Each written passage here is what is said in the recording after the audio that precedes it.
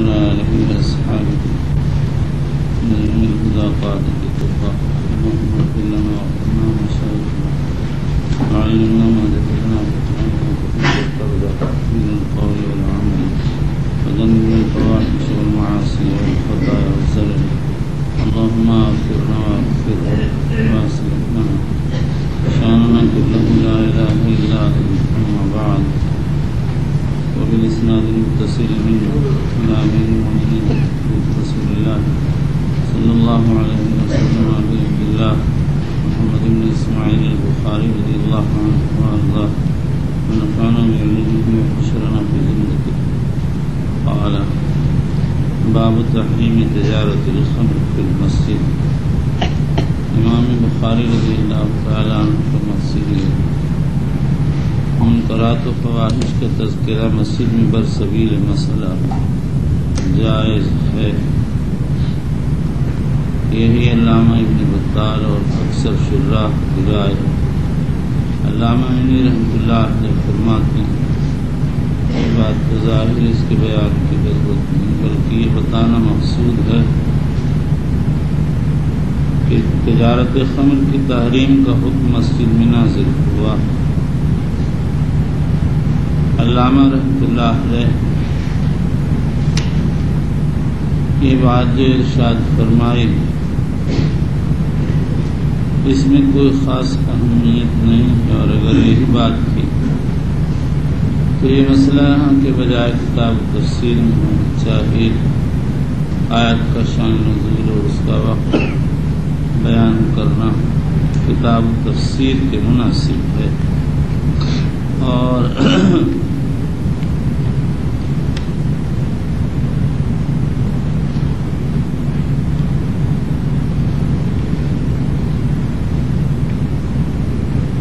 بعض شراح نے دونوں ہی کو برسبیل احتمال لے لی. بسم الله الرحمن الرحيم وبالاسناد المتصل منا الى امير المؤمنين في حديث رسول الله صلى الله عليه وسلم ابي عبد الله البخاري رضي الله تعالى عنه قال حدثنا عبدان ونبي حمزه عن الاعمش عن مسلم عن مسروق عن عائشه رضي الله عنها قالت لما انزلت الايات من سوره البقره في الربا خرج النبي صلى الله عليه وسلم من المسجد فقرأهن على الناس ثم حرم تجاره الخمر. ثم حرم تجارت الخمر پر یہ قال کہ خمر کی تحریم ربا سے مقدم. اس کے دو جوابات ہیں.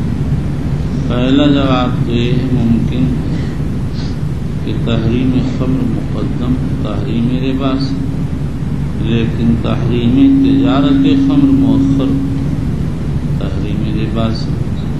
خمر تو پہلے حرام ہو گئی لیکن اس کی تجارت کی تحریم بعد میں ہوئی.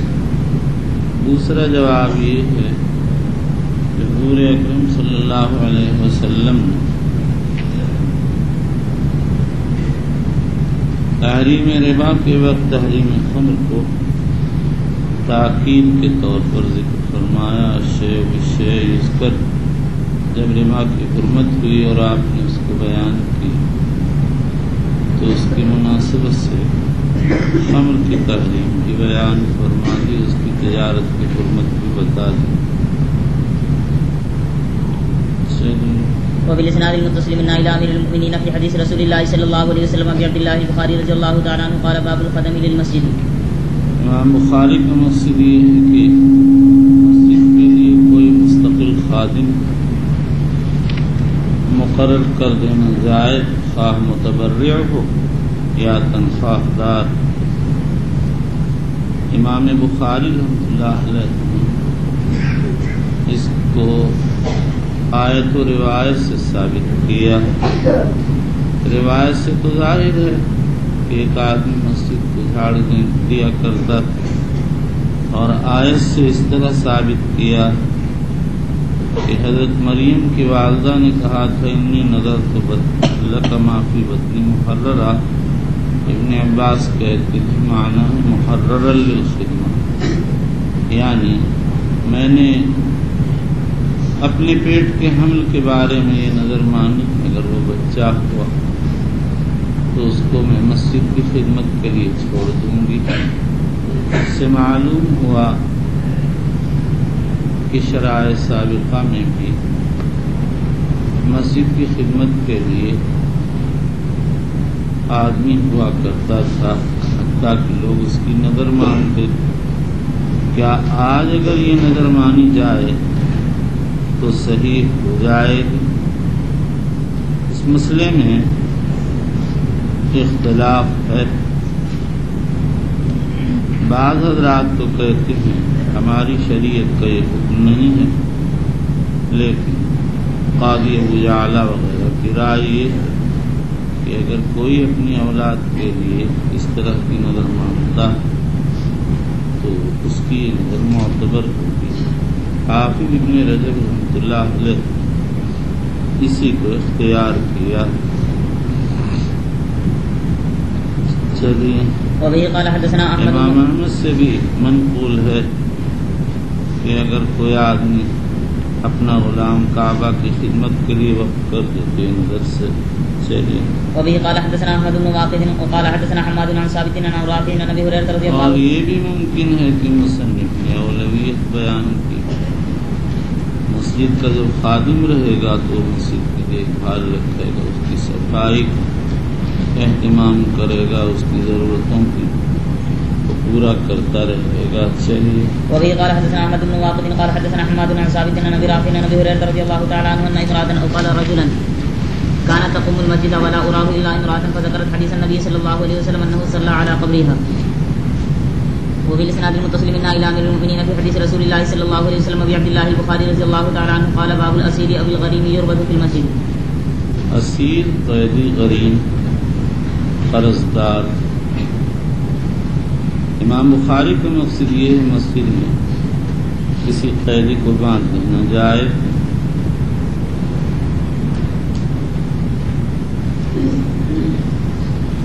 امام نے جو روایت پیش کی ہے اس سے مسئلہ ظاہر. حضور صلی اللہ علیہ وسلم عفریت کو مسجد میں باندھنے کا ارادہ فرمایا اور آپ ایسے ہی امر کا ارادہ فرما سکتے ہیں جو مباح. یہ تصور نہیں کیا جا سکتا ہے کہ مسجد میں قیدی کو باندھنا وضع مسجد کے خلاف ہے. مسجد کو نماز کے علاوہ ذکر کے لیے نہیں، اس لیے کہ قیدی کا باندھ دینا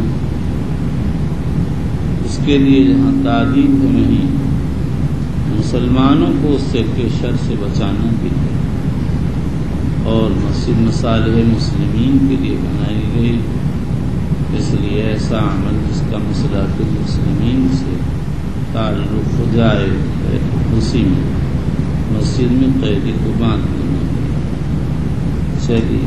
وبه قال حدثنا اسحاق بن ابراهيم قال اخبرنا روح ومحمد بن جعفر عن شعبة عن محمد بن زياد عن ابي هريرة رضي الله تعالى عنه عن النبي صلى الله عليه وسلم قال ان عفريتا من الجن تفلت علي البارحة او كلمة نحوها ليقطع علي الصلاة فامكنني الله منه واردت ان اربطه الى سارية من سوار المسجد حتى تصبحوا وتنظروا اليه كلكم فذكرت قول اخي سليمان ربي هب لي ملكا لا ينبغي لاحد من بعدي قال روح فرده خاسئا. وبالسناد المتصل منا الى قال اخبرنا روح بن عبادة ان عفریتا، العفریت المارد المتمرد سرکش، من الجن تفلت علی البارح. تفلت اے تعرض لی فلتتن، اچانک میرے سامنے آ گیا. او کلمتن نحوہ، مسلم شریف میں اسی حدیث میں جعل یفتک علی البارحہ، شب گزشتہ مجھ پر حملہ کرنے کے ارادے سے آیا.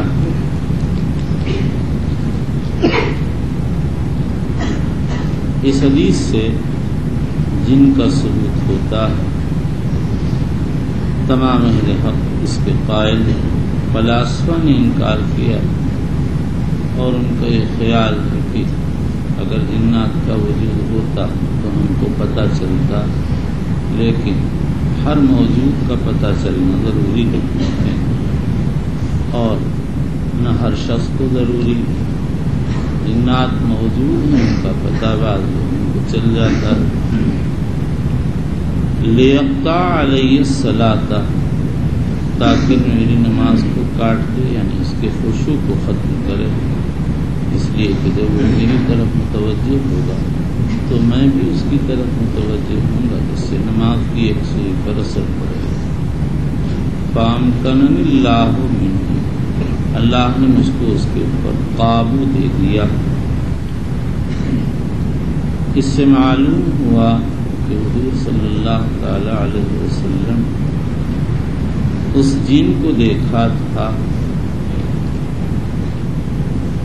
اس پر یہ اشکال نہیں ہوتا کہ اللہ تعالیٰ فرماتا اِنَّهُ يَرَاكُمْ هُوَ وَقَبِيلُهُ مِنْ حَيْثُ لَا تَرَوْنَهُمْ، اس لیے کہ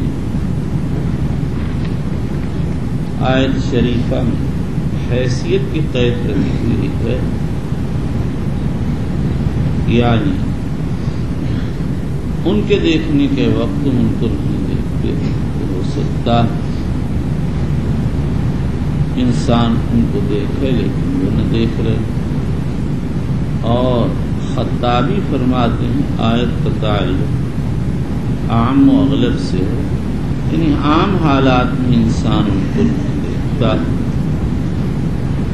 اور ابن بطال کہتے ہیں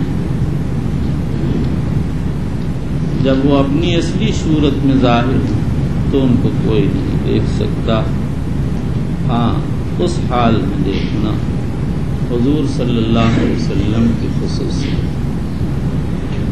بعض علماء فرماتے ہیں جنات کو ان کی اصلی شکل میں انبیاء دیکھ سکتے ہیں یا خواص اولیاء۔ امام شافعی فرماتے ہیں اگر کوئی یہ دعویٰ کرتا ہے کہ میں جنات کو دیکھتا تو اس کی شہادت رد کر دوں گا الا ان یکون نبی ہے۔ امام شافعی نے غالباً اس آیت کی مذکورہ کو سامنے رکھا ہوگا، لیکن میں بتا چکا کہ آیت سے رؤیت کی مستقل اور کلی نفی نہیں ہوتی ہے۔ وَأَرَدْتُ أَنْ أَرْبِطَهُ إِلَى سَارِيَةٍ مِّن سَوَارِ الْمَسْجِدِ حَتَّى تُصْبِحُ وَتَنْظُرُ إِلَيْهِ، میں نے اس کو مسجد کے ستون سے باندھنے کا ارادہ کر دیا تاکہ صبح کے وقت تم بھی اس کو دیکھ۔ فذكرت قول اخی سلیمان ربی حب لی ملکا لا ينبغی لأحد من بعدی، مجھے سلیمان کی بات یاد آ گئی۔ بعضوں نے کہہ دیا اس کا مطلب یہ کہ سلیمان کی بات یاد آنے پر مجھ کو یہ گمان ہو گیا کہ میں اس کو باندھ نہیں سکوں گا، لیکن یہ صحیح نہیں۔ حضور کو صاف فرما رہے ہیں فَأَمْكَنَنِ اللَّهُ، بلکہ اس کا مطلب یہ ہے کہ جب سلیمان کی یہ دعا یاد آئی تو اس کے احترام میں مجھ سے تعرض نہیں کیا، اور ہو سکتا ہے سلیمان علیہ السلام کو جنات و شیاطین پر کلی تسلط حاصل ہو، اور حضور صلی اللہ تعالی علیہ وسلم کو وقتی طور پر ان کو مقید کر دینے کی قوت دی گئی، تو اس وقتی گرفت سے حضرت سلیمان کی دعا کے عموم پر کوئی اثر نہیں پڑتا۔ اب یہاں پر سوال یہ ہے کہ سلیمان نے دعا کے اندر یہ کہا تھا رب ہب لی ملکا لا ينبغی لأحد من بعدی، اے اللہ مجھ کو ایسا ملک دے جو میرے بعد کسی کو حاصل نہ ہو۔ یہ تو حدیث لا یؤمن احدکم حتی یحب لأخیہ ما یحب لنفسہ کے خلاف۔ اس کا جواب یہ ہے کہ انبیاء علیہ السلام جو کچھ کرتے ہیں غیب کے بنیادوں پر کرتے ہیں، بظاہر الہام کی بنیاد پر انہوں نے دعا کی۔ یا حضرت سلیمان کی دعا کا مطلب یہ تھا کہ اس وقت جو بڑے سلاطین ہیں اور وہ اپنی قوتوں کے مظاہرے کرتے ہیں، ان سب کے مقابل مجھ کو ایسی قوت، شوکت، عزت عطا فرما کہ وہ اس کے سامنے سپر انداز ہو جائیں۔ اور ہوا بھی یہی، اللہ تعالیٰ نے حضرت سلیمان علیہ السلام کو ایسا تخت عطا فرمایا جو ہوا پر اڑتا تھا۔ وہ حیوانات اور پرندوں کی بات سنتے تھے اور اس کو سمجھتے تھے۔ قال روح فرده خاسن، یعنی روح ابن عبادہ کی روایت میں یہ زیادتی بھی ہے، اللہ نے اس کو ذلیل واپس کر دیا۔ یہ حدیث اسی سند اور متن کے ساتھ کتاب تفسیر میں آ رہی ہے۔ وبالاسناد المتصل من الى امير المؤمنين في حديث رسول الله صلى الله عليه وسلم ابي عبد الله البخاري رضي الله تعالى عنه قال باب الاغتسال اذا اسلم وربط الاسير ايضا في المسجد۔ باب الاغتسال اذا اسلم، آدمی جب مسلمان ہو تو غسل کرے۔ اگر کوئی شخص مسلمان تو اسلام لانے کے بعد اس کے ذمہ میں غسل ہے نہیں، اس میں علماء کے 3 اقوال۔ امام احمد ابو ثور فرماتے ہیں کہ اس پر غسل واجب، یہی مالک کی ایک روایت۔ ابن شعبان قاضی اسماعیل مالکی اور بعض حنفیہ کہتے ہیں مطلقاً واجب۔ ائمہ ثلاثہ فرماتے ہیں اگر موجب غسل جماع یا احتلام پایا گیا تو غسل واجب ہوگا ورنہ مستحب ہوگا۔ اگر کسی شخص کو کفر کے زمانے میں غسل کی حاجت ہو گئی اور اس نے غسل کر لیا تو یہ غسل حنفیہ کے ہاں تو کافی ہے، اس لیے کہ ان کے نیت شرط نہیں۔ جمہور علماء کے ہاں کافی نہیں۔ البتہ اگر کسی نے اسلام کا عزم کر لیا اور اس کے بعد غسل کیا تو مالکیہ کے ہاں یہ غسل کافی ہو جائے گا۔ امام بخاری رضی اللہ تعالیٰ عنہ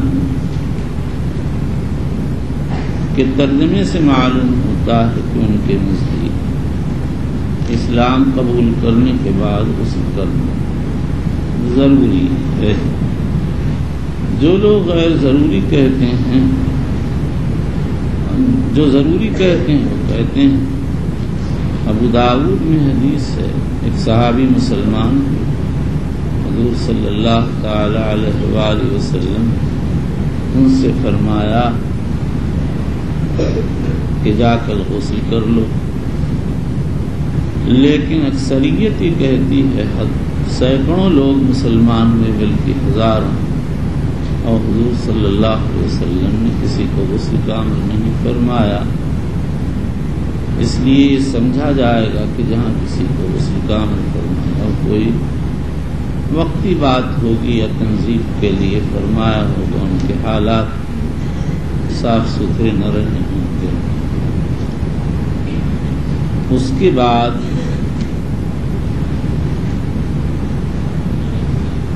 یہ سمجھیے کہ یہاں پر بخاری شریف میں 3 نسخے۔ پہلا نسخہ تو وہ ہے جس میں باب الاغتسال اذا اسلم، اس کے بعد ورب الاسیر ایضا فی المسجد وکان شرعی یامر الغریم ان یحبس الی سارے فی المسجد، سارا وارد۔ اور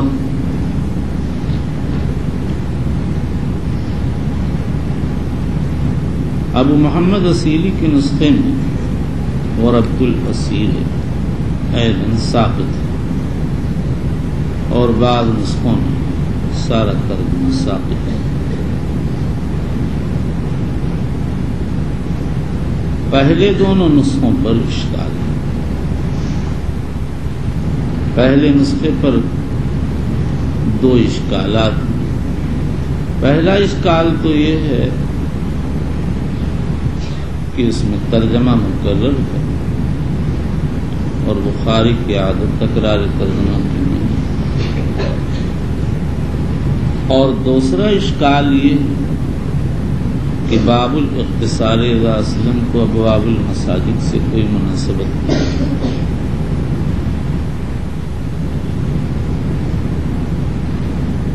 پہلے اشکال کا جواب یہ ہے کہ امام بخاری رحمۃ اللہ علیہ رب اسیر کا تذکرہ برسبیل تذکیر کیا، اور مقصد یہ ہے کہ باب کی روایت سے یہ مسئلہ بھی نکلتا ہے، غفلت نہ ہو جائے۔ اور دوسرے اشکال کے دو جوابات۔ پہلا جواب تو یہ ہے کہ یہ باب در باب ہے، اصل باب ربط الاسیر والغریم، الاسیر والغریم یربط فی المسجد، اس کے ثابت کرنے کے لیے جہاں عفریت کا قصہ لائے وہیں سمامہ بن اسال کا بھی قصہ لے آئے، لیکن سمامہ کے قصے سے اتصال عند الاسلام کا بھی ثبوت ہوتا تھا، اس لیے تنبیہ علی الفائدہ کے طور پر ترجمہ منعقد کر دیا۔ اور دوسرا جواب یہ کہ امام بخاری رضی اللہ تعالی عنہ نے اس بات کی طرف توجہ دلائی کہ کافر جب تک مسلمان نہ ہو اس وقت تک وہ مسجد میں جنابت کی حالت میں اگر بیٹھا رہے تو کوئی حرج نہیں ہے،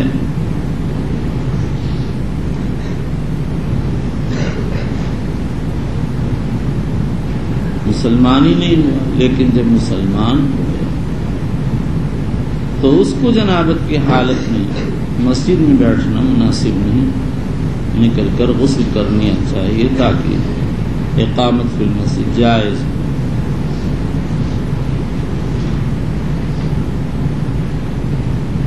اور تیسرا نسخہ بالکل بے غبار حافظ ابن حجر وغیرہ نے اسی کو راجح قرار دیا، اور اس کا پہلا قرینہ تو یہ ہے کہ امام اسماعیلی کی ترتیب بخاری کی ترتیب کے مطابق، اور ان کے یہاں پر باب دخول المشرک فی المسجد ترجمہ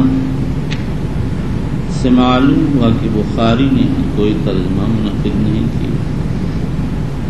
دوسرا قرینہ یہ ہے کہ اغتسال کو ابواب مساجد سے صریح مناسبت نہیں، اور تیسرا قرینہ یہ ہے کہ ربط اسیر پر ترجمے میں تکرار لازم آتا ہے۔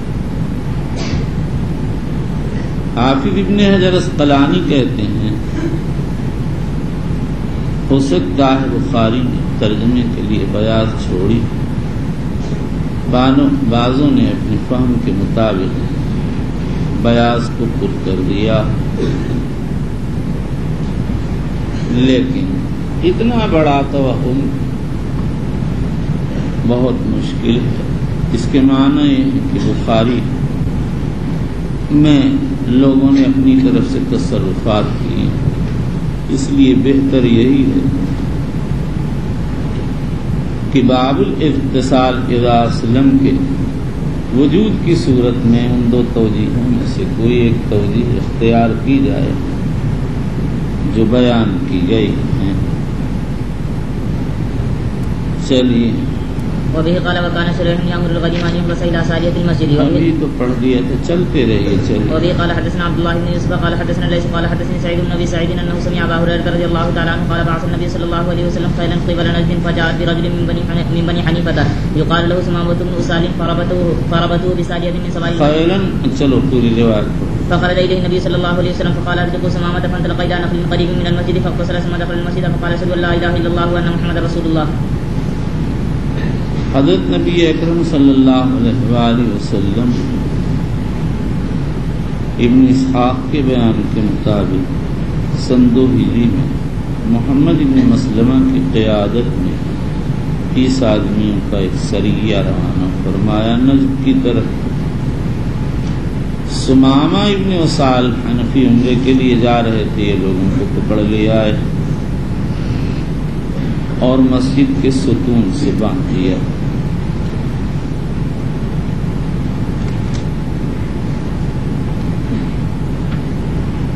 یہاں پر سوال یہ کہ سمامہ کا قصہ باب ربط الاسیر کے زیادہ مناسب ہے، تو مصنف نے یہ حدیث اس باب میں کیوں ذکر نہیں کی؟ اس کا پہلا جواب تو یہ ہے کہ بخاری نے ہر حدیث ایک ہی باب میں لانے کی کاظم نہیں کیا ہے، وہ ایک مسئلہ کئی حدیثوں سے نکلتا ہے، لیکن امام بخاری بعض سے بعض کو مستنبط کرتے ہیں، بعض سے بعض کو۔ دوسرا جواب یہ ہے کہ ہم بتا چکے باب الاتصال باب در باب ہے، اصل باب ربط الاسیر۔ ناصر الدین ابن منیر نے ایک تیسرا جواب دیا، وہ کہتے ہیں کہ اس حدیث سے ربط اسیر پر استدلال صحیح نہیں، بلکہ اس لیے کہ اس میں یہ تصریح نہیں کہ حضور نے ان کو باندھا تھا، بلکہ حدیث کے ظاہر سے معلوم ہوتا کہ حضور اکرم صلی اللہ علیہ وسلم ان کے بعد مسجد میں باندھنے پر نکیر کی تھی، اسی لیے فرمایا اطلقوا سمامہ۔ مگر ان کا یہ جواب صحیح نہیں، انہوں نے یہاں کے مختصر سیاق کو سامنے رکھ کر یہ بات کہہ دی۔ یہی روایت کتاب المغازی میں آ رہی ہے، وہاں پر سمامہ کا 3 دن بدھا رہنا مسرح ہے۔ نبی کریم صلی اللہ علیہ وسلم پہلے دن تشریف لائے، فرمایا ما عندک یا سمامہ۔ حضرت سمامہ نے عرض کیا ان تقتل ظالم وان تنم علی شاکر وان کنت ترید المال فصل۔ آپ نے چھوڑ دیا، دوسرے دن تشریف لائے، پھر یہی سوال کیا، پھر تیسرے دن تشریف لائے، پھر یہی سوال کیا۔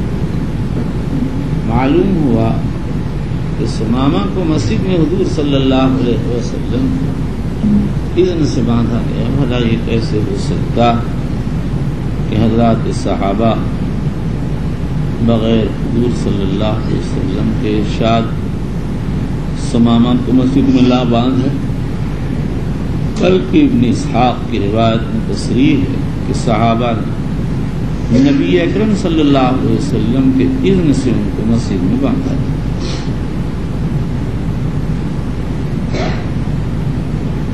فانطلق الى نخل قریب من المسجد فاغتسل۔ مسجد کے قریب ایک باغ میں جا کر غسل کیا۔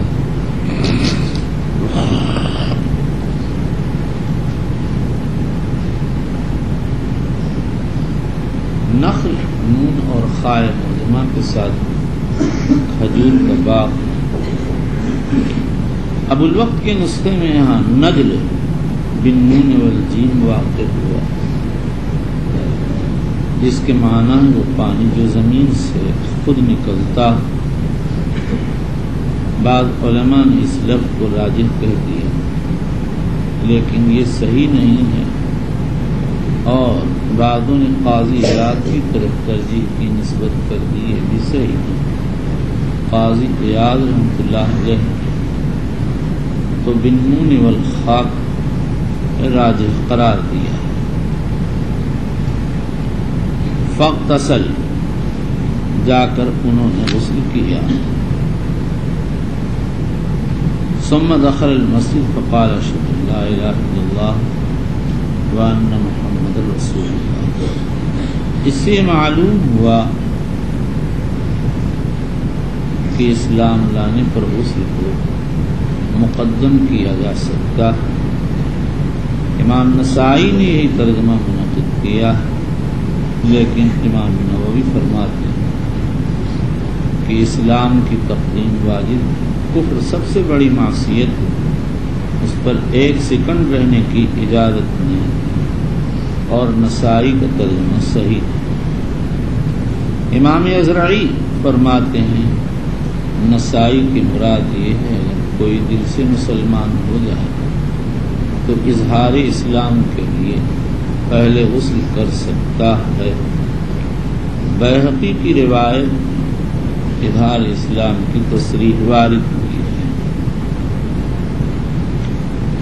چلیے وبالاسناد المتصل منا الى امير المؤمنين في حديث رسول الله صلى الله عليه وسلم ابي عبد الله البخاري رضي الله تعالى عنه قال باب الخيمة في المسجد للمرضى وغيرهم۔ امام بخاری کہتے ہیں مسجد میں مریض و غیر مریض کے لیے خیمہ لگا سکتے ہیں۔ مریض کے لیے خیمہ لگانا حضرت سعد کے قصے سے ظاہر ہے، اور غیر مریض کے لیے خیمہ لگانا اعتکاف کی روایات سے ظاہر۔ نبی اکرم صلی اللہ علیہ وسلم جب اعتکاف کرتے تو آپ کے لیے خیمہ لگایا جاتا تھا۔ شیخ الاسلام عبد الرحمن بن ابی عمر المقدسی حنبلی نے تصریح فرمائی ہے کہ مریض کے لیے کہ مسجد میں خیمہ لگانا جائز ہے۔ چلیے وبه قال حدثنا زكريا بن يحيى قال حدثنا عبد الله بن نمير قال حدثنا هشام عن أبيه عن عائشة رضي الله عنها قالت أصيب سعد يوم الخندق في الأكحل فضرب النبي صلى الله عليه وسلم خيمة في المسجد ليعوده من قريب فلم يروعهم وفي المسجد خيمة من بني غفار إلا الدم يسيل إليه فقالوا يا أهل الخيمة ما هذا الذي يأتينا من قبلكم فإذا سعد يغزو جرحه دما فمات منها۔ أصيب سعد يوم الخندق، یہ سعد بن معاذ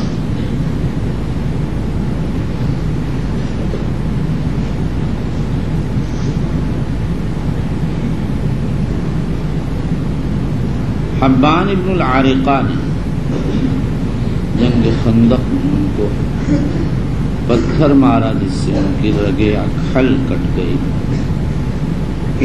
اکحل وسط ذراع میں ایک رگ ہے، اور بعض کہتے ہیں کہ ایک رگ ہے جو دل سے لگی ہوتی ہے اور اس کی شرائین جس میں پھیلی ہوتی ہیں، اس کا نام رگ حیات۔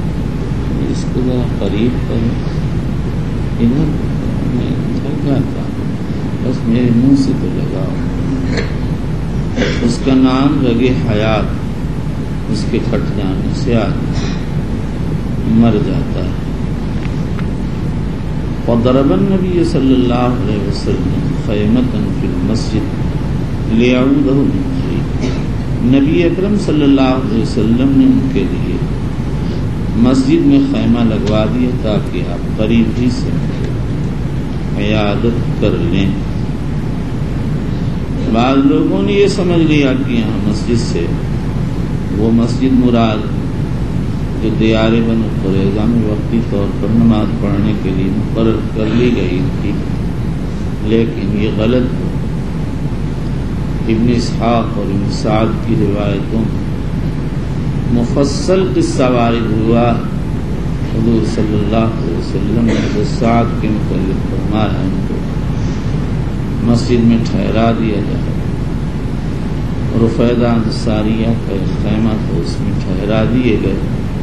اس کے بعد جب حضور صلی اللہ تعالی علیہ وسلم بنو قریظہ تشریف لے گئے اور بنو قریظہ کا محاصرہ کیا، اور وہ لوگ سعد بن معاذ کے فیصلے پر راضی ہو گئے تو آپ نے ان کو لینے کے لیے آدمی بھیجے۔ ان کو ایک عربی گدھے پر سوار کر کے لایا گیا۔ حضور صلی اللہ علیہ وسلم نے فرمایا قوم الی سیدکم، صحابہ نے اٹھ کر ان کو اتارا۔ اس سے صاف معلوم ہو گیا کہ اس سے مسجد نبی مراد ہے۔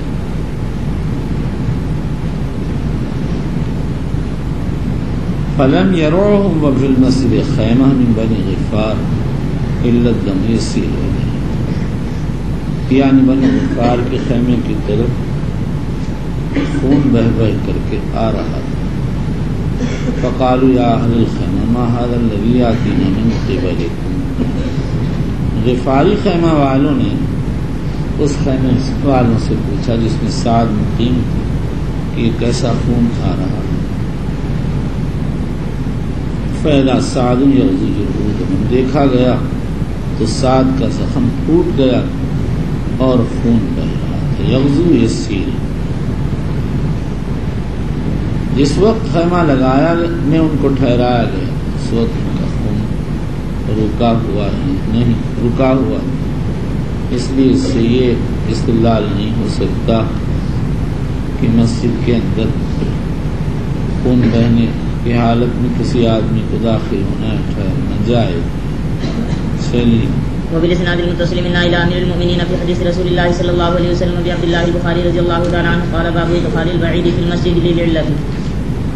علہ یہاں سبب کے معنی میں مقصد یہ ہے کہ بضرورت مسجد میں اونٹ کا داخل کرنا جائز ہے. ادخال البعیر فی المسجد حنابلہ مالکیہ اور ظاہریہ کی جائز، شافعیہ کی مکروہ تنزیہی ہے. حنفیہ کی کتابوں میں کوئی تصریح نہیں لیکن اصول احناف پر مکروہ ہونا چاہیے. اس لیے وہ لوگ یہ کہتے ہیں اگر ابابیل کا گھونسلہ مسجد میں تو تنظیف مسجد کی نیت سے اس کے گھونسلے کو اجاڑنا جائز ہے. حنفیہ شافعیہ کے اصول پر بہائم مجانین وغیرہ کو مسجد میں جانے کی اجازت نہیں، اس لیے کہ اس سے تنظیف مسجد متاثر ہو سکتی ہے. چلو. وبه قال وقال ابن عباس رضی اللہ تعالی عنہما طاف النبی صلی اللہ علیہ وسلم علی بعیرہ. ظاہر ہے کہ طواف مسجد میں ہوتا معلوم ہوا ادخال البعیر فی المسجد جائز. چلیے. وبه قال حدثنا عبد الله بن يوسف قال اخبرنا مالك عن محمد بن عبد الرحمن بن نوفل عن عروة بن الزبير عن زينب بنت ابي سلمة عن ام سلمة رضي الله عنها قال شكوت الى رسول الله صلى الله عليه وسلم اني اشتكي قال توفي من وراء الناس. یہ حج کا قصہ ہے. چلیے. قال توفي من وراء الناس وانت راكبة فتفت ورسول الله صلى الله عليه وسلم يصلي الى جنب البيت يقرأ بالطور. يصلي اس سے مراد صلاۃ الفجر ہے. اس کی تصریح بخاری شریف ہے. بعض روایات وارد ہوئی ہے اور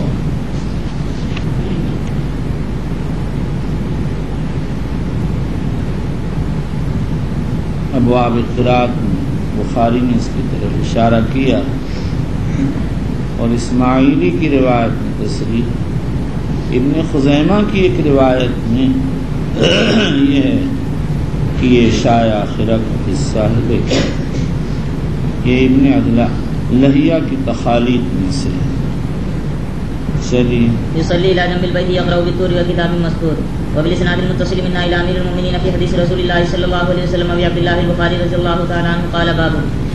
اسی طرح یہ باب یہاں پر واقع ہوا ہے. مصنف نے یہاں جو روایت ذکر کی ہے وہ یہ ہے کہ حضرت نبی اکرم صلی اللہ علیہ وسلم کے دو صحابی آپ کے پاس سے اٹھ کر چلے تو ان کے ساتھ دو چراغ روشن ہو گئے اور جب دونوں الگ الگ ہوئے تو ہر ایک کے ساتھ الگ الگ چراغ روشن ہو گیا. ظاہر ہے کہ اس روایت کو باب ادخال البعیر فی المسجد سے کوئی مناسبت نہیں ہے. پھر امام بخاری رحمۃ اللہ علیہ یہاں پر یہ حدیث باب بلا ترجمہ میں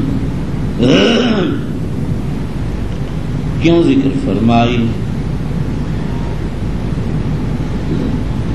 بعض علماء تو یہ فرماتے ہیں، بخاری یہ کہتے ہیں کہ جیسے بضرورت مسجد میں اونٹ کو داخل کرنا جائے ایسے ہی بضرورت مسجد سے چراغ نکالنا جائے. بعض کہتے ہیں مقصد یہ ہے کہ مسجد میں مباح بات جائے، اور بعض کہتے ہیں کہ بخاری نے یہاں بیاض چھوڑی تھی کہ مناسب ترجمہ لائیں، موقع نہیں مل سکا. یہاں کہ مناسب فضل المشی الی المسجد فی اللیلۃ المظلمہ ترجمہ ہو سکتا ہے، اور بخاری کے متعلق یہ کہا جائے گا کہ انہوں نے حضرت بریدہ کی حدیث بشر المشائین فی الظلم الی المساجد بالنور التام یوم القیامہ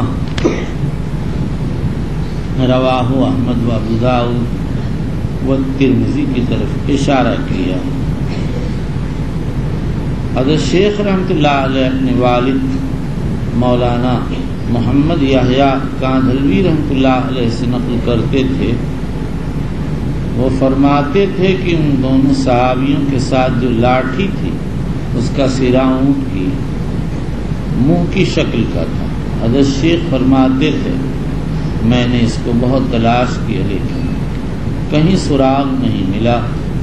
اگر یہ بات ثابت ہو جاتی تو پھر یہ روایت بہت ہی مناسب ہوتی اور یہ کہا جاتا کہ امام بخاری رحمۃ اللہ علیہ نے ادخال البعیر فی المسجد کو کی مناسبت سے روایت یہاں ذکر کی اور یہ بتایا جب ایسی لاٹھی جس کا سرا اونٹ کے سر جیسا ہو مسجد میں داخل ہو سکتی تو اونٹ بھی مسجد میں داخل کیا جا سکتا. چلیے. وبه قال حدثنا محمد بن مسنى قال حدثنا معاذ بن هشام قال حدثني ابي عن قتادة قال حدثنا انس ان رجلين من اصحاب النبي صلى الله عليه وسلم خرجا من عند النبي صلى الله عليه وسلم احدهما عباد بن بشر واحسب الثاني ابو سعيد بن حسين. اسی طرح یہ ٹکڑا دوما عباد بن بشر واحسب الثاني سعید بن حسین ہمارے ہندی نسخوں میں واقع ہوا. باقی تمام نسخے سے خالی ہیں اور یہاں ہونا بھی نہ چاہیے. یہی حدیث آئندہ کتاب المناقب میں آ رہی اور وہاں اس زیادتی کا کوئی وجود نہیں. انداز یہ ہے کہ بعض لوگوں نے حاشیے پر یادداشت کے طور پر لکھا ہوگا، پھر کسی نے مغالطے میں جزو حدیث سمجھ کر حدیث میں داخل کر دیا. چلیے. فی لیلۃ مظلمۃ ومعهما مثل فی لیلۃ مظلمۃ مسند احمد کی ایک روایت میں فی لیلۃ ظلمہ عند سن. چلیے. ومعهما مثل المصباحين يضيئان بين ايديهما فلما افترقا صار مع كل واحد منهما واحد حتى اتى اهله. وبالاسناد المتصل منا الى امير المؤمنين في حديث رسول الله صلى الله عليه وسلم ابي عبد الله البخاري رضي الله تعالى عنه قال باب الخوفة والممر في المسجد. خوفہ مشترک طریقے پر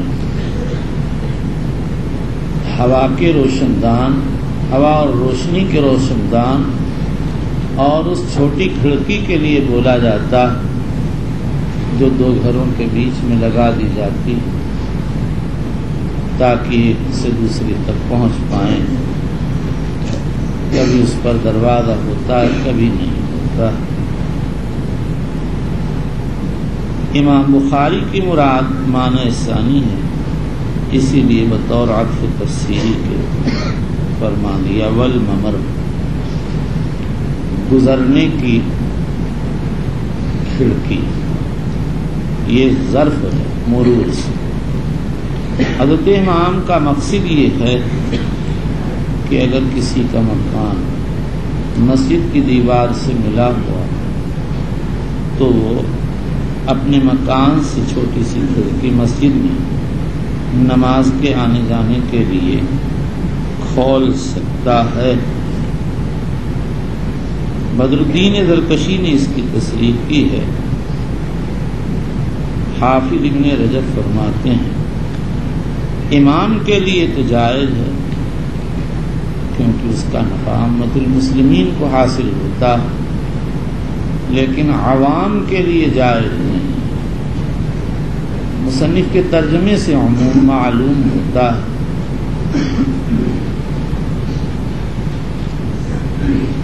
اندازہ یہ ہے بھائی کہ اگر دیوار مسجد کی ہے پھر تو گنجائش مشکل ہوگی، اور اگر دیوار جار کی ہے تو گنجائش معلوم ہوتی ہے، لیکن حدیث پاک جو قصہ ہے وہ مسجد نبوی کا، اور ظاہر ہے کہ مسجد کے اطراف میں دیواریں تھیں وہ مسجد ہی کی تھیں، اس لیے اس سے بخاری کا ترجمہ صاف طور سے ثابت ہو جاتا ہے۔ چلیے، وبه قال حدثنا محمد بن سنان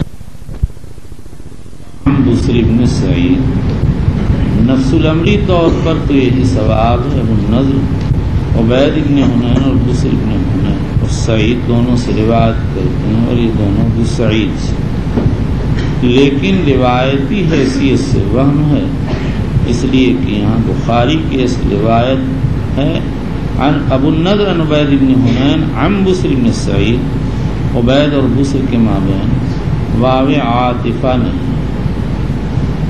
یہ روایت منتقدات میں سے ہے، لیکن اس کا جواب یہ ہے کہ بعض نسخوں میں امام بخاری رضی اللہ تعالیٰ عنہ سے اس واو کے نہ ہونے پر تنبیہ منقول ہے۔ معلوم ہوتا ہے کہ بخاری واو کا نہ ہونا وہم سمجھ رہے تھے۔ چلیے، عن ابي سعيد الخدري رضي الله تعالى عنه قال خدم النبي صلى الله عليه وسلم فقال ان الله سبحانه خير عبدا بين الدنيا وبين ما عنده فاختار ما عند الله فبكى ابو بكر فقلت في نفسي ما يبكي هذا الشيخ ان يكن الله خيرا ان يكن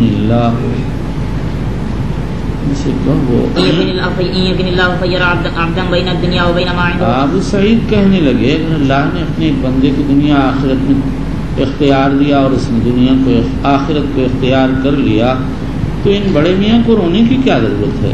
چلیے، فاختار ما عند الله عز وجل فكان رسول الله صلى الله عليه وسلم هو العبد وكان ابو بكر اعلم۔ بعد میں پتہ چلا کہ عبد مخیر کا مصداق رسول اکرم صلی اللہ علیہ وسلم ہیں، اور ابو بکر صدیق ہم سب میں سب سے زیادہ جاننے والے تھے، وہ حضور صلی اللہ علیہ وسلم کے رمز شناس تھے، آپ کے اشارے کو سمجھ گئے کہ آپ اپنی ذات گرامی کو مراد دے رہے ہیں، اور اس سے اندازہ لگاؤ کہ صدیق اکبر کو نبی کریم صلی اللہ تعالیٰ علیہ وسلم کی ذات کے ساتھ کیسا واضحانہ تعلق تھا کہ ذرا سا اشارہ موت سنا تو برداشت نہ ہوا، رو پڑے۔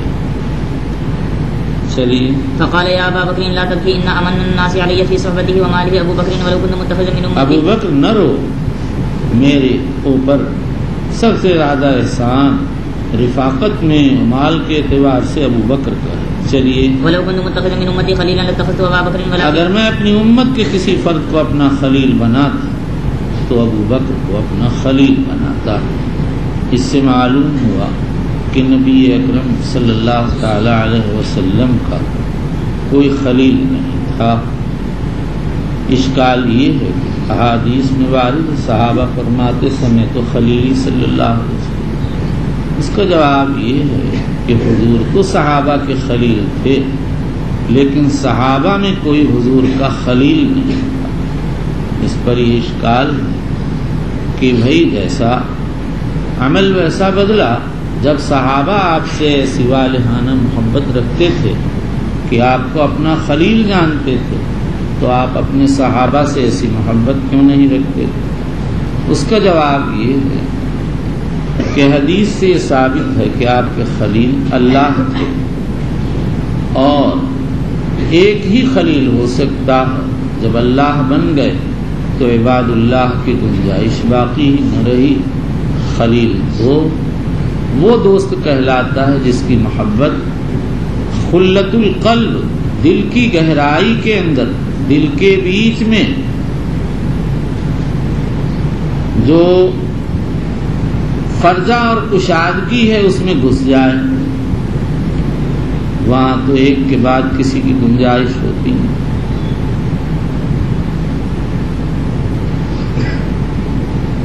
تو حضور کا مطلب یہ ہے کہ میرے خلیل تو اللہ ہیں، لیکن اگر کوئی انسان خلیل بن سکتا تھا تو ابو بکر صدیق رضی اللہ تعالی عنہ تھے، مگر اب جگہ ہی باقی نہ رہی۔ اس سے اندازہ ہوتا ہے کہ حضور کے یہاں ابو بکر کی کیا قدر ہے۔ سوال یہ کہ حدیث میں وارد حضور صلی اللہ علیہ وسلم سے پوچھا گیا من احب الناس، آپ نے فرمایا عائشہ، پھر پوچھا گیا ثم من، فرمایا ابو بکر۔ اس کا جواب یہ ہے کہ محبت دل کے میلان کا نام ہے، محبوب کی طرف دل مائل ہوتا ہے، اور میلان میں کئی کی گنجائش ہوتی ہے، زید عمر بکر سب کی طرف مائل ہو سکتا ہے، اور خلیل کی محبت دل میں اندر اتر جاتی ہے، اس کی طرف انقطاع ہوتا ہے، کسی اور کی طرف رخ نہیں ہوتا۔ اسی لیے خلیل ایک ہوگا، محبوب کئی ہو سکتے ہیں۔ تو حضور کا مطلب یہ ہے میرے یہ بھی محبوب درجہ بدرجہ ہر ایک اپنے اپنے مرتبے پر ہے، لیکن خلیل کوئی ولكن أخوة الإسلام ومودته لا يقبل، ولكن أخوة الإسلام ومودته، یعنی ابو بکر کو اسلامی اخوت و مودت حاصل ہے۔ اس پر اشکال یہ ہے کہ یہ مودت و اخوت تو سارے مسلمین اور سارے صحابہ کو حاصل تھی۔ اس کا جواب یہ ہے کہ یہاں مراد یہ ہے کہ ابو بکر کو اس اخوت و محبت کا سب سے اونچا مقام و مرتبہ ملا ہوا ہے۔ اگلی روایت میں ولیکن خلۃ الاسلام افضل، اسلام کی محبت سب سے افضل ہے، یعنی اسلامی مودت میں ابو بکر کا مقام سب سے فائق ہے۔ چلیے، لا يبقين في المسجد باب الا سد الا باب ابي بکر، مسجد میں کوئی دروازہ نہ رہے سوائے ابو بکر کے دروازے کے، باقی سب بند کر دیے جائیں۔ یہاں پر دروازے سے کیا مراد؟ ابن حبان کہتے ہیں طمع الخلافہ، اور دوسرے حضرات کہتے ہیں حقیقی دروازہ مراد ہے۔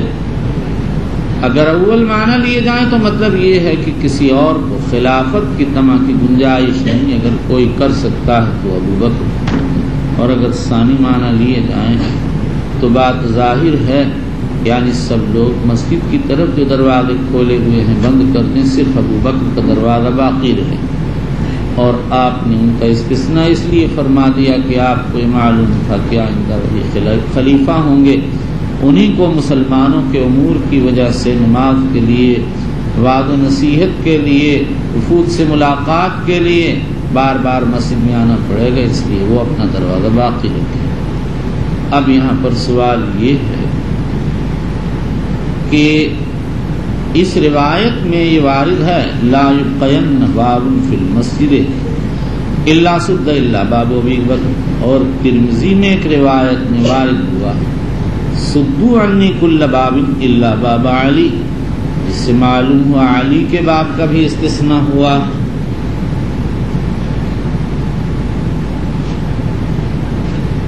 احمد امین مصری نے تو کہہ دیا دونوں حدیثیں موضوع ہیں، اول بکریہ نے وضع کی، ثانی علویہ نے، لیکن ہم اس سے کہیں گے لیس بعشق فضل جی، یہ تیرا میدان نہیں ہے، تجھ کو اس میں بولنے کا حق نہیں۔ ابو بکر صدیق کے باب میں جو حدیث وارد ہوئی ہے وہ متفق علیہ بخاری اور مسلم کی حدیث ہے۔ ہاں علی کے سلسلے میں جو روایت آئی اس پر ائمہ فن نے کلام کیا ہے، ابن جوزی تو کہتے ہیں سب روایتیں موضوع ہیں، خس کم جہاں پاک، لیکن حافظ ابن حجر اسقلانی وغیرہ ناقدین فن کی رائے ہے کہ علی کے باب کی جو روایات وہ اپنی جگہ اس درجے کی نہیں جو ابو بکر کے بارے میں وارد ہوئی ہیں، لیکن بہرحال وہ روایات بھی قابل اعتنا ہیں، اس کے رواہ بعض کے ثقات ہیں، بعض کے رجال، بعض کی اسانید قوی ہیں۔ اب یہ کہا جائے گا کہ ان دونوں کا تعلق دو زمانوں سے ہے، امام طحاوی، ابو نصر کلابازی وغیرہ نے اسی طرح جمع کیا۔ حضور صلی اللہ علیہ وسلم جب ہجرت کر کے تشریف لائے، مکانات بنے، تو علی کا مکان بھی بنا اور ان کے مکان کا کوئی دروازہ تھا ہی نہیں، صرف ایک دروازہ مسجد کی طرف کھلتا تھا، اس لیے آپ نے ان کا استثناء کر دیا اور باقی حضرات سے کہہ دیا اپنا دروازہ بند کر لیں۔ ظاہر یہ ہے کہ ان لوگوں نے بڑے دروازے تو کر لیے بند اور چھوٹی چھوٹی کھڑکیاں نماز میں آمد رفت کے لیے کھول لیں، اور جب وصال کا وقت قریب آیا تو آپ نے ان کھڑکیوں کی بھی بندش کا امر فرما دیا تاکہ لوگ بات سمجھ جائیں اور صدیق اکبر رضی اللہ تعالی عنہ کے متعلق ذہن سازی ہو جائے کہ وہی ہے قائم بالامر ہوں گے۔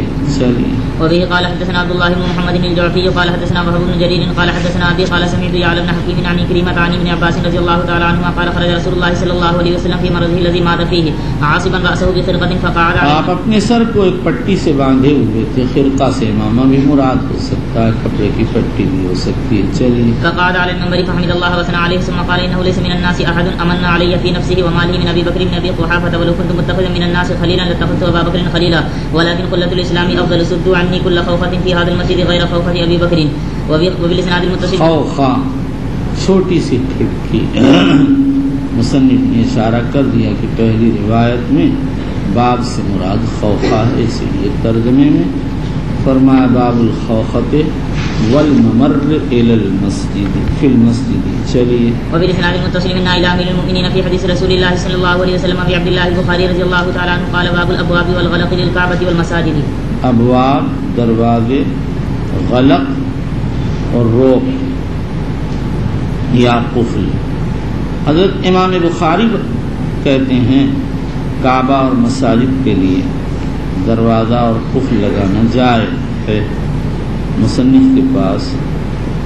اب مساجد کے لیے ابواب غلق کے سلسلے میں کوئی روایت نہیں تھی، کعبہ کے بارے میں روایت تھی اور کعبہ اصل المساجد ہے، لہذا اسی سے امام بخاری نے عام مساجد کا حکم مستنبط کر لیا۔ جمہور علماء فرماتے ہیں مسجد میں دروازہ لگانا، اس کو بند کرنا حفاظت کی نیت سے جائز ہے۔ امام ابو حنیفہ رحمۃ اللہ علیہ کراہت کے قائل تھے اور کہتے تھے اللہ تعالیٰ فرماتا ہے ومن اظلم ممن منع مساجد اللہ ان یذکر فیہ اسمہ وسعی فی خرابها۔ لیکن حنفیہ کا ایک قول جمہور کے موافق ہے، علماء احناف نے اب اسی قول کو راجح قرار دیا ہے، اس لیے کہ اگر مسجد کو مقفل نہ کیا جائے گا تو مستاع مسجد کے ضائع ہو جانے کا اندیشہ ہے، چوری ہو جانے کا خطرہ، نیز چور مسجد میں گھس کر پڑوسیوں کے گھروں میں نقب لگائیں گے۔ امام بخاری نے اس ترجمے سے جمہور کی تائید کی اور جو ابواب غلق کو مکروہ کہتے ہیں ان کی تردید فرمائی ہے۔ غلق غین اور لام کے فتحہ کے ساتھ ہے، مراد قفل ہے۔ چلیے قال ابو عبد الله وقال لي عبد الله بن محمد حدثنا سفيان عن ابن جرير قال لي ابن ابي مليكة يا عبد الملك لو وبه قال ابو عبد الله وقال لي عبد الله بن محمد حدثنا سفيان۔ چلیے وبه قال ہو گیا بھائی اللہ کے بندے، قال لي ابن مليكة يا عبد الملك لو رأيت آپ دماغ کھا گئے، بالکل آپ کو سمجھ تو ہے نہیں، لو رأيت مساجد ابن عباس زندگی گزر گئی اور آپ بھی قال نہیں پڑھ سکتے ہیں۔ یا عبد الملک لو رأيت مساجد ابن عباس وابوابها۔ عبد الملک ابن جریج کا نام، ابن ابی ملیکہ نے عبد الملک سے فرمایا اگر تم ابن عباس کی مساجد ان کے ابواب دیکھتے تو دیکھتے وہ کیسے حسین جمیل تھے، کیسے اچھے۔ حضرت گنگوہی فرماتے ہیں یہ اس لیے فرمایا کہ ابن عباس کی مساجد طائف میں تھیں اور عبد الملک مکے میں تھے۔ شراح کرام فرماتے ہیں یہ اس لیے فرمایا کہ ابن عباس کی مسجدیں گر پڑ گئی تھیں۔ ہمارے حضرت شیخ رحمۃ اللہ علیہ فرماتے ہیں اتنی جلدی مسجدیں کہیں گر جاتی ہیں؟ اس لیے حضرت گنگوہی رحمۃ اللہ علیہ کی رائے اولا ہے،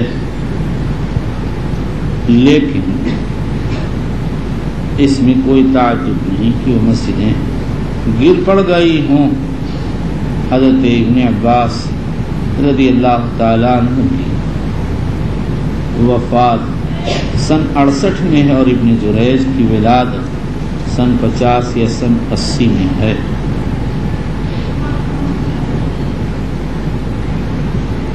دیکھو مسجد نبوی عہد نبوت میں تعمیر ہوئی چند ہی سالوں میں اس کے ستون وغیرہ گل سڑ گئے۔ حضور صلی اللہ تعالی علیہ وسلم کے بعد صدیق اکبر نے تعمیر کی، جب وہ گل سڑ گئے تو حضرت عمر نے تعمیر کی، جب وہ گل سڑ گئے تو حضرت عثمان نے جدید تعمیر کی۔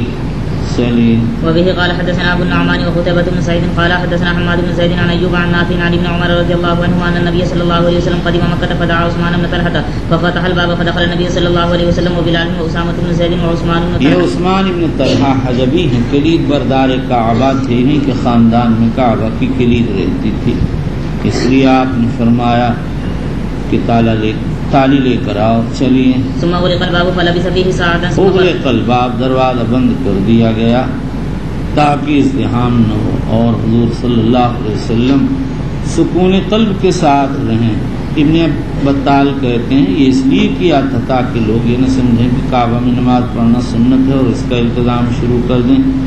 حافظ ابن حجر اسقلانی رحمۃ اللہ علیہ نے ابن بطال کی اس توجیہ میں اشکال کیا ہے اور ظاہر ہے ایک توجیہ یہ کی گئی تاکہ ساری جہاد میں نماز پڑھنا ممکن ہو، اس پر بھی اشکال ہے۔ یہ انہی لوگوں کے مسلک پر صحیح ہے جو کہتے ہیں توجہ الکعبہ کے لیے کسی شاخص بلند چیز کا سامنے ہونا ضروری ہے۔ چلیے۔ فلبث فيه ساعة ثم خرجوا وبه قال ابن عمر فبدرت فسألت بلالا فقال صلى فيه فقلت في أي فقال بين یعنی فی ای نواحی۔ چلیے۔ فقال بين الاسطوانتين قال ابن عمر بین الاسطوانتین یعنی کعبہ میں داخل ہونے کے ساتھ سامنے جو دونوں ستون ہیں اس کے بیچ میں۔ چلیے۔ قال ابن عمر رضی اللہ عنہما فذهب علي ان اساله كم صلى۔ یہ آ گیا وہ لفظ جس کی طرف میں نے پہلے اشارہ کیا تھا۔ چلیے۔ وبالاسناد المتصل من الى امير المؤمنين في حديث رسول الله صلى الله عليه وسلم عبد الله البخاري رضي الله تعالى عنه قال باب دخول المشرك في المسجد۔ امام بخاری رحمہ اللہ یہ بتانا چاہتے ہیں کہ مشرک مسجد میں داخل ہو سکتا ہے، اس میں اختلاف ہے۔ امام مالک مزنی امام احمد ایک روایت میں کہتے ہیں مطلقاً جائز، شافعی اور احمد ابن حزم کہتے ہیں مسجد حرام میں تو جائز نہیں، باقی تمام مساجد میں جائز ہے اگر امام اجازت دے دیں۔ اور امام ابو حنیفہ رحمۃ اللہ علیہ فرماتے ہیں کہ ساری مساجد میں داخل ہونا جائز ہے۔ امام بخاری رضی اللہ تعالیٰ عنہ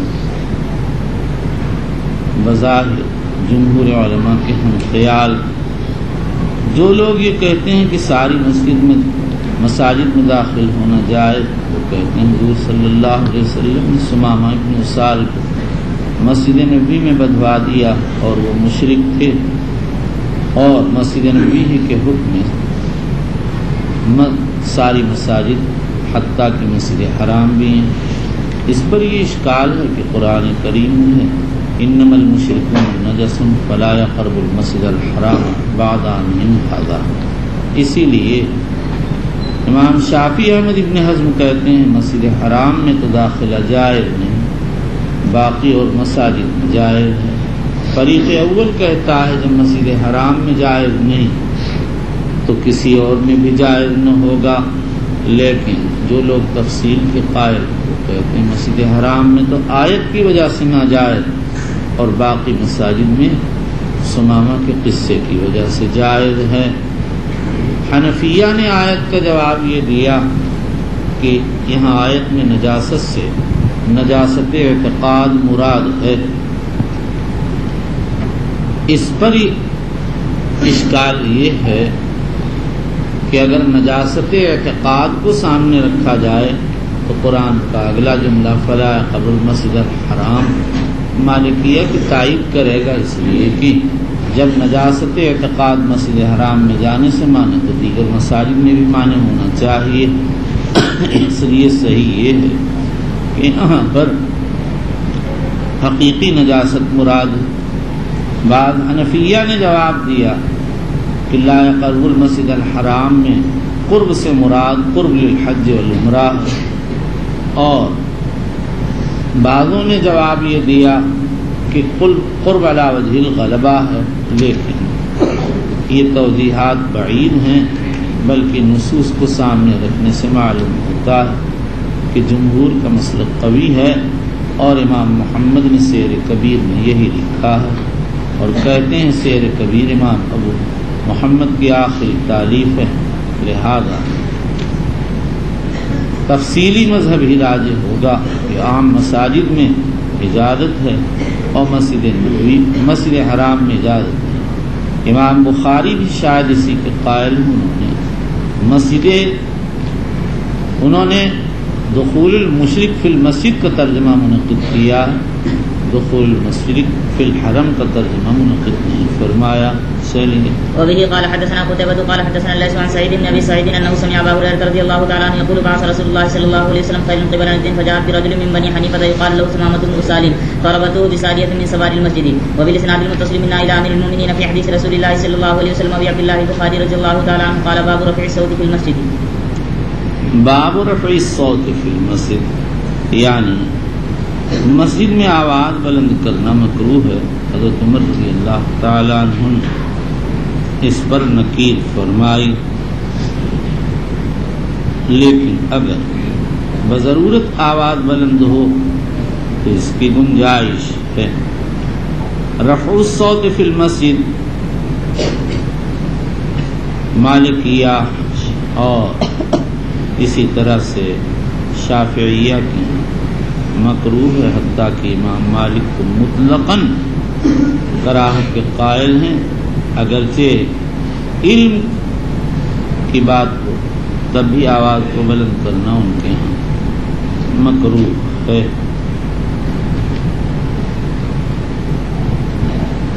امام ابو حنیفہ کے ہاں رفع الصوت فی المسجد بالعلم جائز ہے۔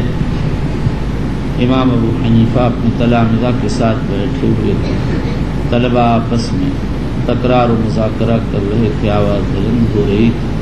ابن عینہ داخل ہوئے، کہنے لگے ما ھذا یا ابا حنیفہ، امام صاحب نے فرمایا دعہم فانہم لا یفقہون الا بھذا، یعنی جب وہ گتھم گتھا ہوں گے دوسرے کی تردید کریں گے، ہر ایک اپنے فہم کو حرکت دے گا تو ان میں اس فہم مسائل کی صلاحیت پیدا ہوگی، استنباط کی قوت بیدار ہوگی۔ چلیے۔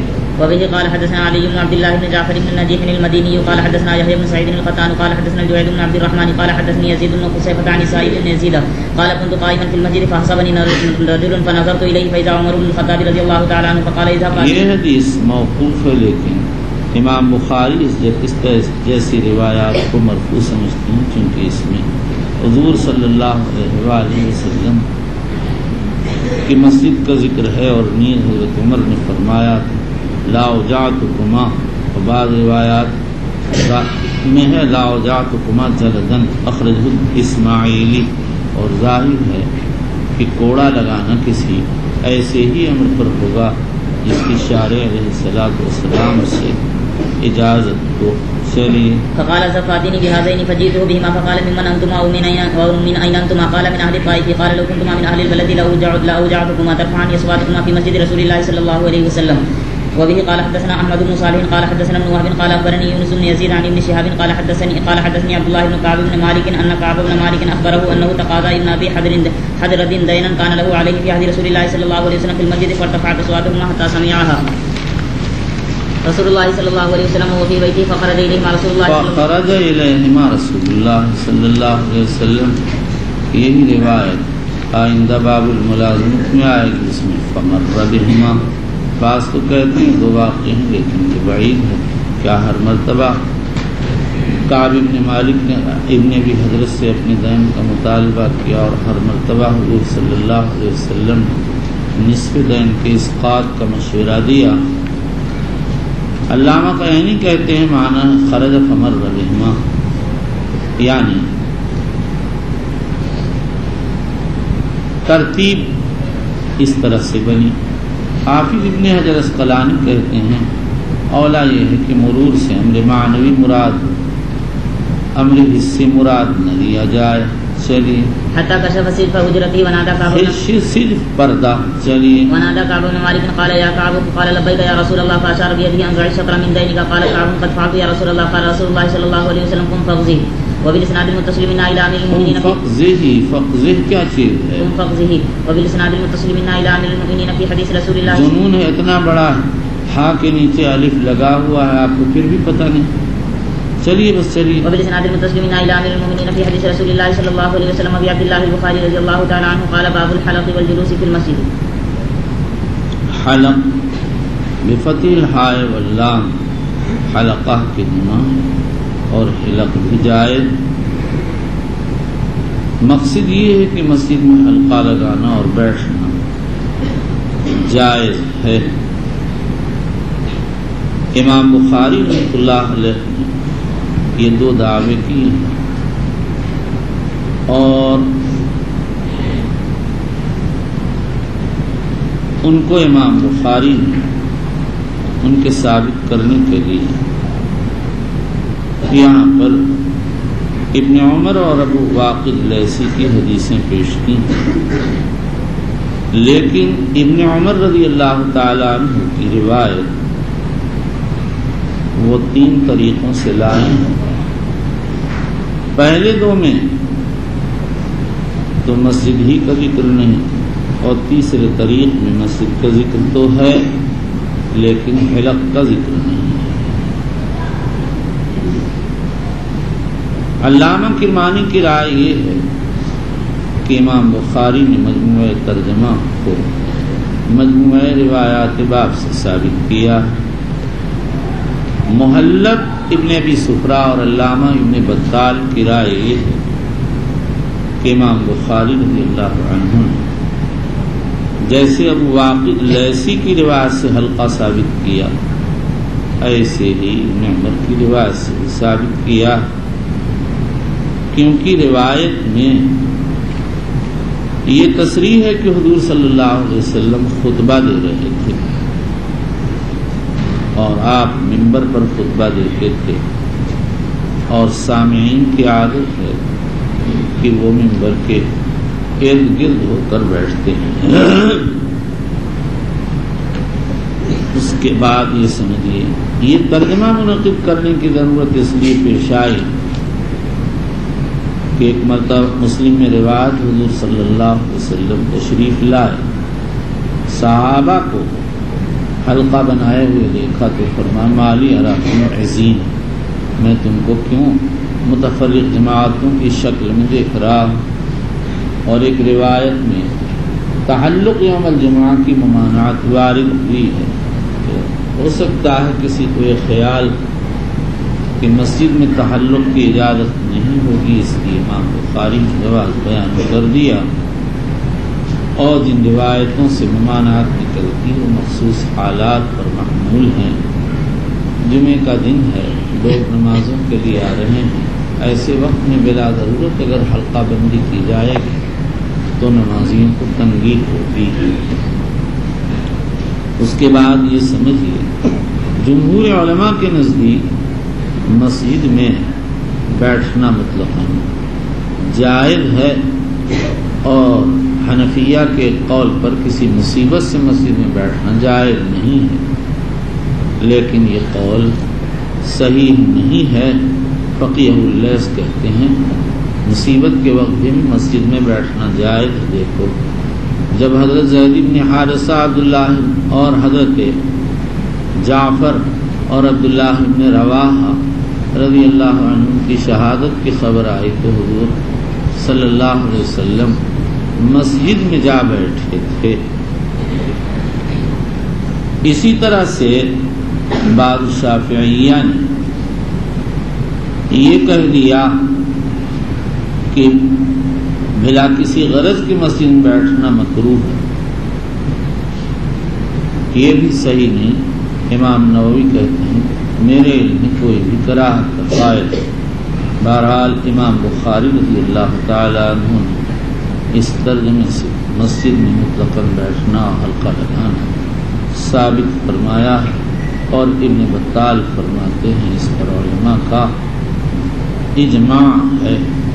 چلیے وبه قال حدثنا مسدد قال حدثنا بشر بن المفضل عن عبيد الله عن نافع عن ابن عمر رضي الله عنهما قال سأل رجل النبي صلى الله عليه وسلم وهو على المنبر ما ترى في صلاة الليل قال مثنى مثنى فإذا خشي أحدكم الصبح صلى واحدة فأوتر له ما صلى وإنه كان يقول اجعلوا آخر صلاتكم بالليل وترا فإن النبي صلى الله عليه وسلم أمر به۔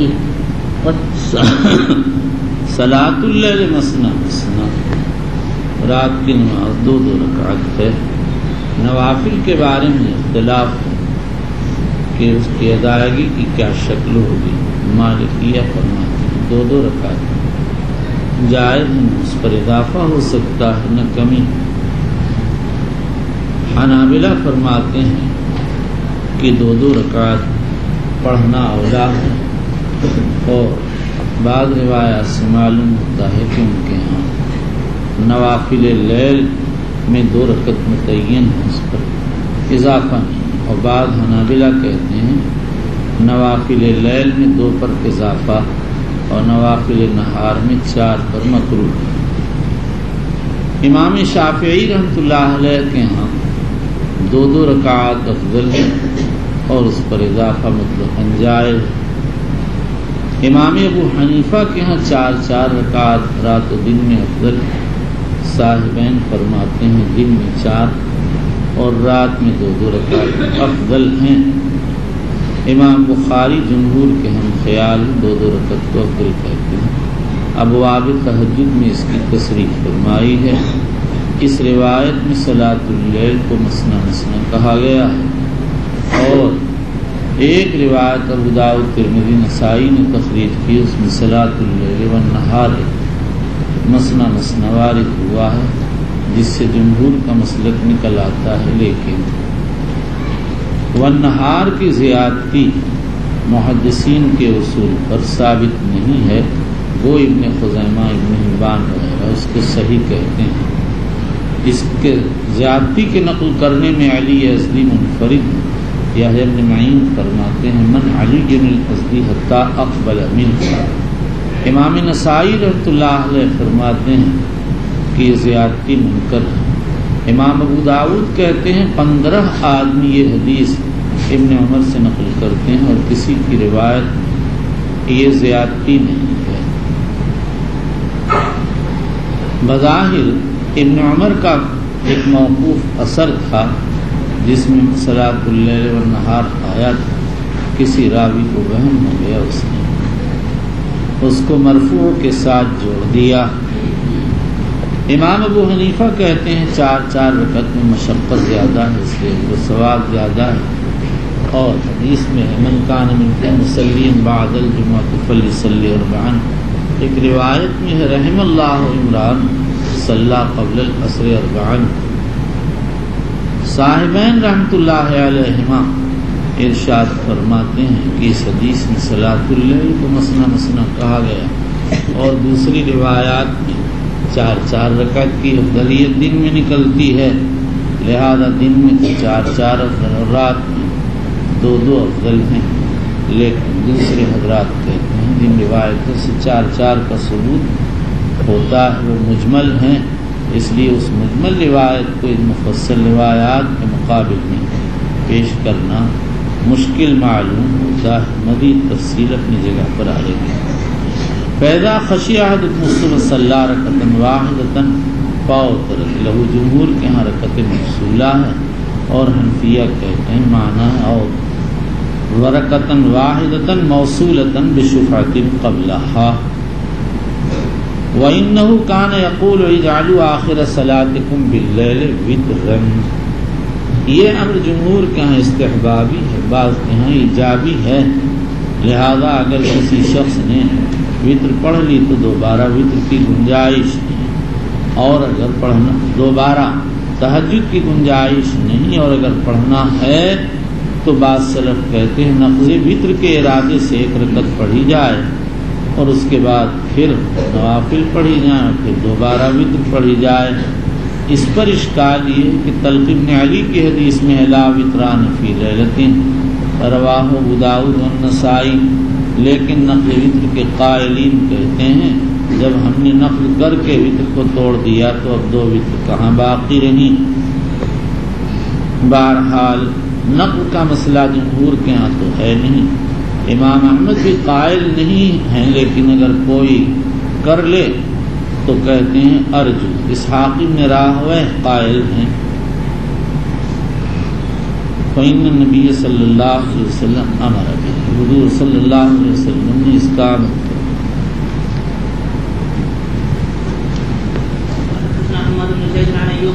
عن نافع عن ابن عمر ان رجلا جاء النبي صلى الله عليه وسلم وهو يخطب فقال كيف صلاة الليل؟ فقال مثنى مثنى فإذا خشيت الصبح فأوتر بواحدة توتر لك ما قد صليت. قال الوليد بن كثير حدثني عبيد الله بن عبد الله ان ابن عمر حدثهم ان رجلا نادى النبي صلى الله عليه وسلم وهو في المسجد. چل پاگل کہیں کا اتنی بھی خبر نہیں، کل بتا دیا کہ ابن عمر کی حدیث 3 طریقوں سے ہے، اس میں فلاں میں ہے فلاں میں ہے، اور اس سے ترجمہ اس طرح ثابت ہوا، اس کے بعد بھی خبر نہیں، عبارت پڑھنے آ گئے، چل بس۔ اسی کا نام غباوت ہے اور کوئی چیز غباوت نہیں۔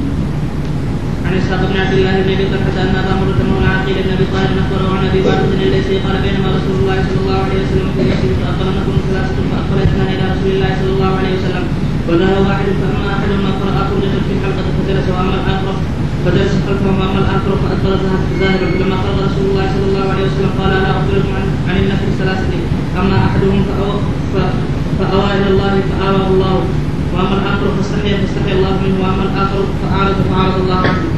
وبالاسناد المتصل من اهل امير المؤمنين في حديث رسول الله صلى الله عليه وسلم ابي عبد الله البخاري رضي الله عنه قال باب الاستلقاء في المسجد.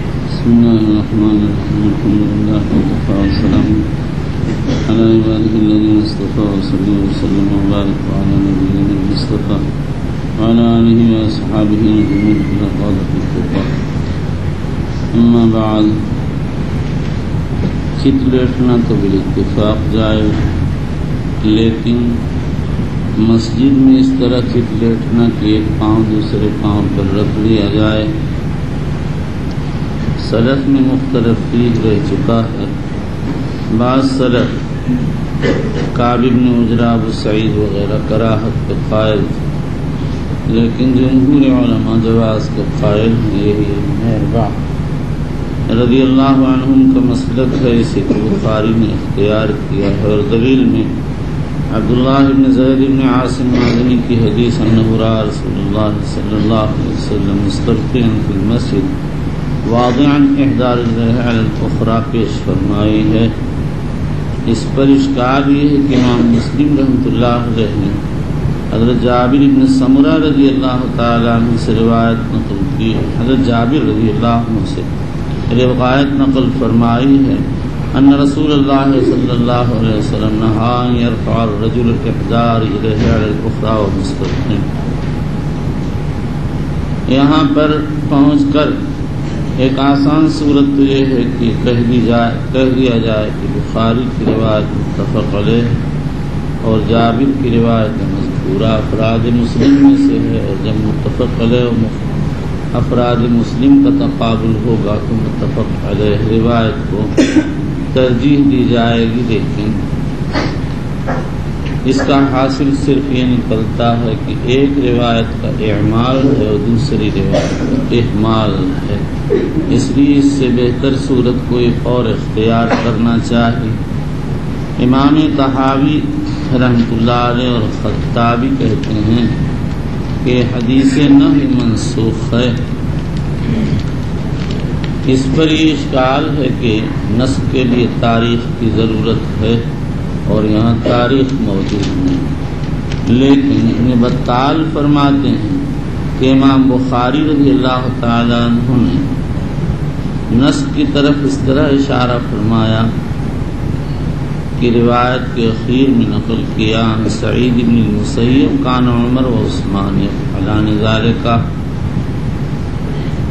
مطلب یہ ہے کہ عمر و عثمان حضور کے بعد یہ عمل کرتے رہے، اس سے معلوم ہوا کہ ممانعت کی روایت منسوخ ہے۔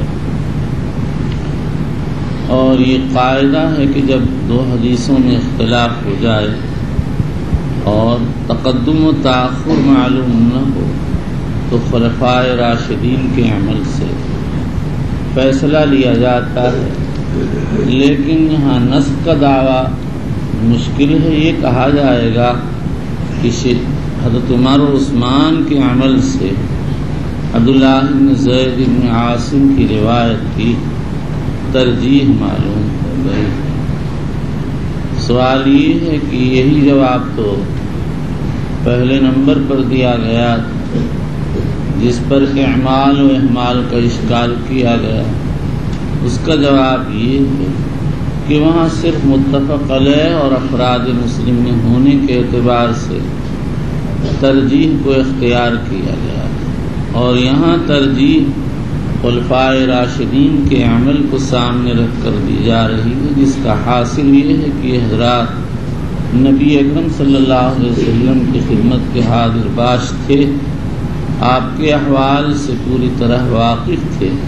یہ اس بات کی دلیل ہے کہ حضور اکرم صلی اللہ تعالی علیہ وآلہ وسلم سے ایسا کرنا ثابت ہے، اور اگر اس کے کوئی خلاف ہے تو یا مرجو یا پھر صاف بات ہے کہ وہ منسوخ ہے۔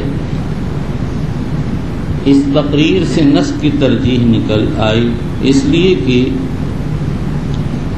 خلفائے راشدین نے حضور کے بعد جو عمل کیا وہ اس بات کی دلیل ہے کہ جو مخالف روایت ہے وہ معمول بہا نہیں ہے، ابتدا میں رہی ہوگی، بعد میں منسوخ ہو گئی۔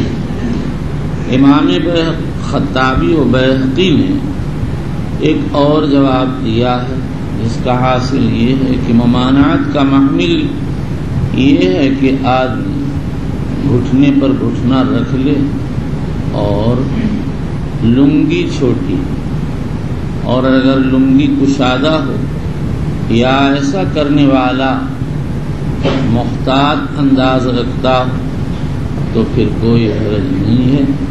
یہی نہی اور اباحت کی روایتوں کے محامل ہیں۔